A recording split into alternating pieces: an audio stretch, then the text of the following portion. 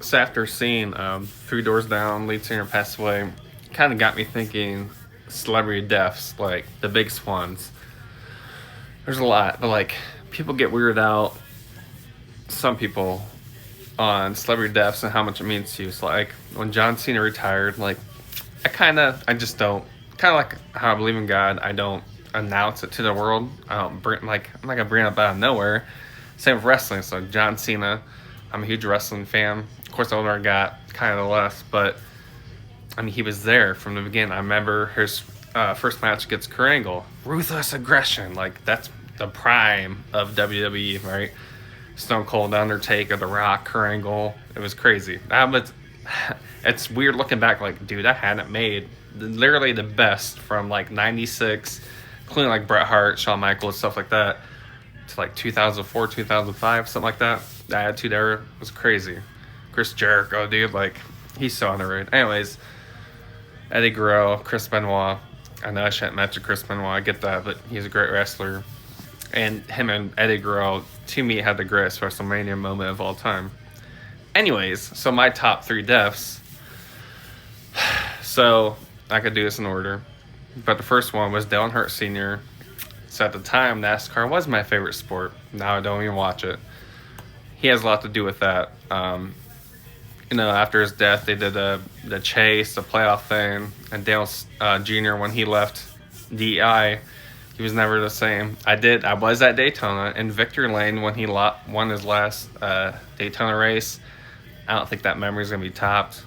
Unless I get married or watch a Packers in the Super Bowl. But so Dale Earnhardt Sr., so I did live by this. I think in the back of my head I still do. He did anything it took to win. Like his heart, to me, unmatched. The one time he didn't go for it or, be the intimidator was to protect his son and one of his best friends. He was a car owner, Michael Waltrip, who's never won a race in 436 races. That record will never be broke. Michael Waltrip won the Daytona 500, and Dale Earnhardt Jr. pushed him to win the Daytona 500. And Hart was trying to protect everyone, all 20 cars, from trying to compete with them, and he wrecked on the last lap at the last turn. It looked like a regular wreck because there was a crazy people flipping everything before that, Tony Stewart and stuff like that. He ended up dying. So that's one that when I see the 3 car now, so I was at that Daytona race that Dale Jr. won at, and the 3 car flipped at the finish line, and me and my ex, whatever, we just like looked at each other like, no, this can't, we lost it. And then we found out he's okay. I don't know how we got in Victory Lane. We did. And the race was delayed from rain, so we almost didn't go back. We went back to the hotel. It was like 2 a.m. Let's go back. And I didn't want to. Thank God she wanted to, and we got to see the finish and got to Victory Lane. Number 2, Kobe Bryant. So, as I'm Max's house, all the kids, her mom, we all lived together, and my phone blew up. Right, I had to walk away and they're like, what's going on? I was like, it can't be real. So, Kobe Bryant passed away. His work ethic will never be matched. But it's not that. That's obviously big time. Huge Lakers fan because of him. I grew up 91, so huge Kobe and Shaq fan. Lakers fan. I never changed teams. So when he passed away, I started crying. I got made fun of. They started making fun of me. They just couldn't comprehend the love I had for him. It's not just that. Like everyone else, I was on the helicopter and his daughter, but he literally went 0 to 180 when he retired and be like full-time dad.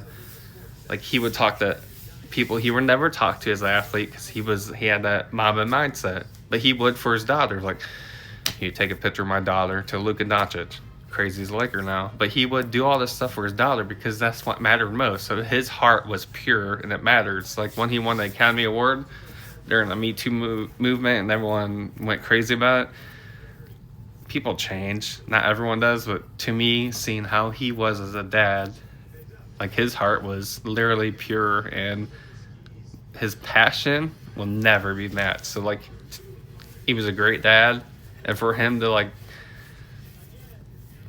go like that's crazy. Anyways, the third one. So my favorite number is 41, and could be dead at 41, and so did Chester Bennington. So I love Linkin Park. I had 2 chances to see him live, never did. But I did see Chester live. He was with Stone Temple Pilots. It was like the year before he passed away. So it was at a festival. It was, so obviously I grew up in the 90s, so I love that era of music. So it was Korn, Stone Temple, and Limp Bizkit. So when he was just Stone Temple, we all booed him because he did an extra song. He was like, I'm gonna do one more F it. And we're like, no, we want to see Korn or Limp Bizkit, whatever. Sorry, I got mixed up. We want to see Limp Bizkit. We all booed him. I didn't think anything of it, right? I just didn't like him with that band. Limp Bizkit came out. We all went crazy. And then a few months or whatever later, found out he passed away. And like I remember that performance he did on Jimmy Kimmel Live when he found that Chris Cornell passed away. He was like crying during the One More Light song, whatever, at the end. And he died on his birthday. I don't think it's coincidental. And then you see that